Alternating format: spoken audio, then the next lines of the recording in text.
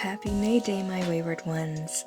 So, what to do if you're a single gal on Beltane, or better yet, if you are a boss witch who may not be looking to grow a baby in the belly, but perhaps grow a business, or a garden, or both, or anything your little witchy heart desires. So what do? You work that fertility energy that is open to all on this day, and you tap into it to create a Maypole wand to aid in bringing a dream into reality, or a Maypole wand for fertility in any endeavor. Every time I see a Maypole, the first thing that comes to my mind is binding, and the only type of binding magic I work is on myself. I have been wanting to do this ritual for a few years, so I figured now was the perfect time so I could share it with all of you as well. The breakdown of the ritual is simple. You are the dowel, and the intentions of what you are wishing to grow are the ribbons, and you are binding this good energy, these amazing intentions into your life. This is a powerful and positive way to work with binding magic. Now, full disclosure, I don't follow the European witch's wheel. More of my own Wayward witch's wheel. If you'd like to know more about that, follow the link above. That said, May is a very fertile month for me, filled with potential and growth and new beginnings. It's my birth month, so I definitely can feel the energy of the potential all around me. The first thing that you need to make this wand is a piece of paper. This is where you're going to write or type or craft your intentions. You can make this a letter to the universe, a bullet form of a business plan, or a bullet plan for how you wish to progress your endeavors over the course of a year, Beltane to Beltane. But it's not a wish list. With each point, you need to state at least one thing you will do to help manifest this goal. I chose to create a birth year vision board. However, I call it my manifested board. I even wrote on the top in past tense, with the intention of it having occurred already, a new year emerged May 8th, 2021 to 2022. A life manifested. Congratulations on achieving your goals. For the most part, it contains obtainable goals if I'm willing to show up and do the work, with some that are far more challenging and require shitloads of work, but are also the most important items as they will provide for the realization of the goals that surround them. Some great tips I learned for creating a vision or manifested board come from watching two of my favorite YouTubers, Bex over at The Witch's Cookery and Kay at Living the Life You Love, which I definitely incorporated into my board, such as doing a mock-up of my subscription totals on YouTube and Patreon to where I needed to be to help me be sustainable so that I can eventually move into a healthier living environment. But the board includes not just the goal, but photos of the work that I have to do to make it happen. I did the same for my holistic health goals, including a before and after photo of someone around my size representing the end goal, but also of a beautiful plus-size individual walking for weight loss.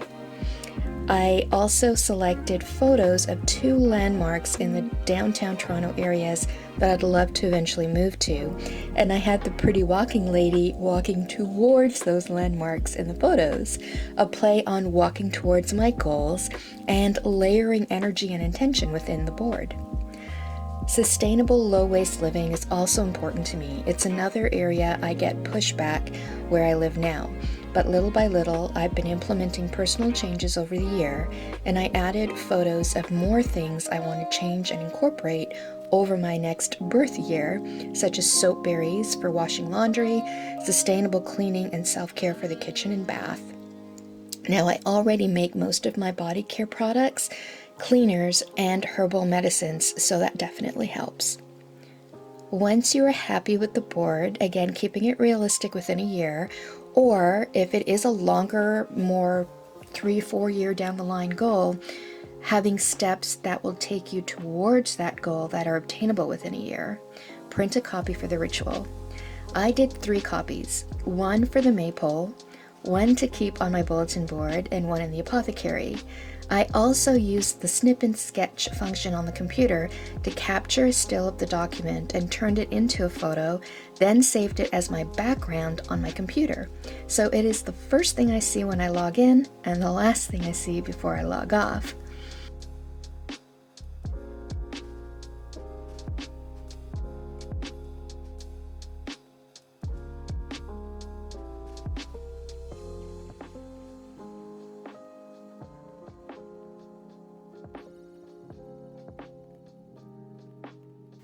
The most important part of this working is that letter, because it comes from you, and you are the powerhouse of the magic behind this binding. But we do get help from our botanical friends. If you have oils or sprays or magical powders, infuse the paper and the dowel with these added power boosters. You can set it under a crystal grid overnight to charge. You can do any of the above, all of the above, whatever feels right to you.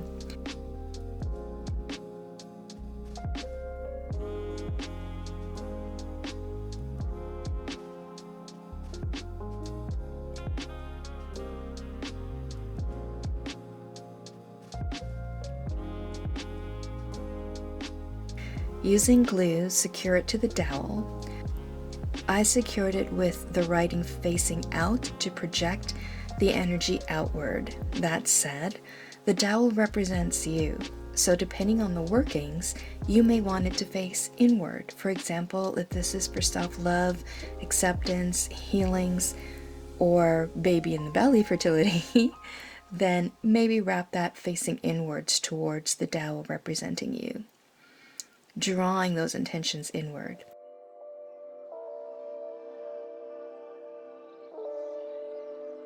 Next, select ribbons which have patterns or colors that represent the goals in your mind. Not based on a book of correspondences or what someone else suggests might be right, but what instinctively feels good to you.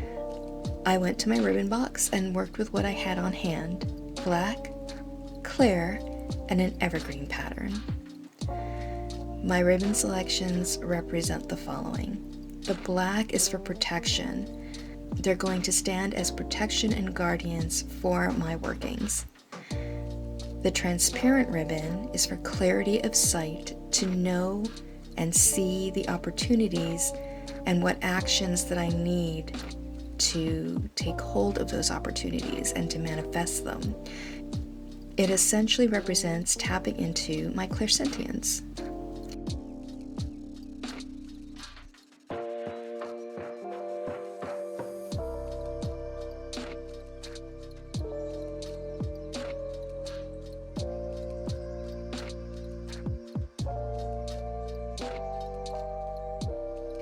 Then there's a ribbon representing growth. I didn't have green, but I had something better.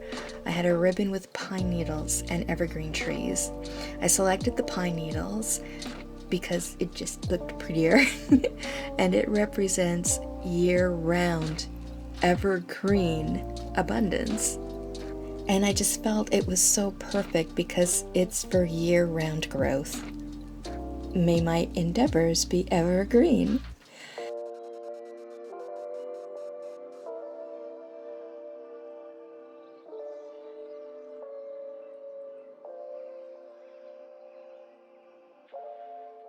Now you can select to make this a decorative altar standing maypole, in which case you will glue it onto a selected base. But I'm opting to make this a binding spell, binding the fertility, the growth, and abundance that comes with it as it relates to my goals and to me. So I want to be able to use it as a wand, which means I'm just using moss in the bottom to secure it and hold it in place, but I'll be able to remove it and use it as needed. If you don't have moss, then you can use pebbles, you can use sand, rice, flour, anything that will allow you to hold it in place. In my witchcraft box of goodies, I had dowels and some dollar store wooden decals, and I already had these cute wooden push pins from my bulletin board. There are various ways that you can now proceed.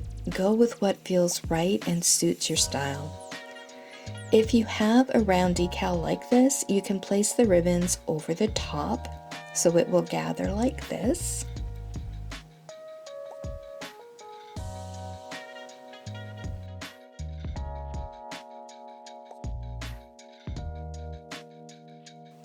Or you can glue the ribbons to the edge of the decal and then cover up the edges with like mini flowers, such as these dried rosebuds.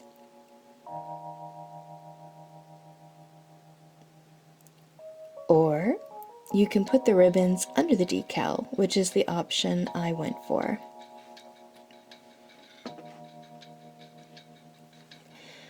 That said, you don't need the round decal to make this wand. You can tack and glue the ribbons directly to the top of the dowel if you have one, or a fallen small branch or twig. So please don't let what you don't have available stop you from crafting your magic. Be creative and find your own way. Now it's time to braid in your intentions. I recommend creating a short affirmation for each ribbon, color, or style selected. This will essentially become your spell of intention. If you don't mind, I will keep mine secret and keep it safe. Not all magic should be shared. Now, I'm not great at braiding, so I'm keeping that part simple. I think attempting to do the dance pattern of an actual maypole dance will get me dizzy in the eyes. That said, if you do macrame and know some fancy braids, go for it. By the way, that's another amazing way to work with magic and one I plan on learning.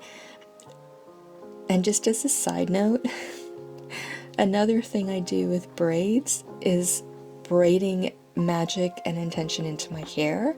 I worked at a law firm where there were other pagans. There was a mother and daughter who were actually Wiccan. And every time I came to work and I had a single braid or a couple of braids in my hair, she'd be like, doing some magic, are ya? So, like attracts like anyways. So that's definitely another way to do braid magic. And I think it's one of the probably oldest ones known to women and men. Anyways, getting back on topic.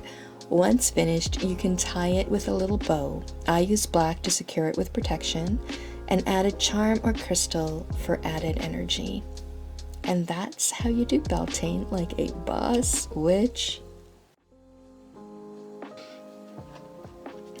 If you are looking for a more baby in the belly type fertility spell, may I suggest my quickening video to give you some ideas. It's a dairy-free, vegan-friendly, tasty treat that can be seeded with pomegranate and shared with your loved one. Need I say more? When making it for Beltane, simply omit the crust crumble and work with the pomegranate jelly infused with actual pomegranate seeds and the panna cotta. I used coconut milk for a dairy-free version. You can check it out on the link above. I hope this video and the quickening one inspires you to bring a little fertility to any and all of your endeavors this May Day. Many blessings.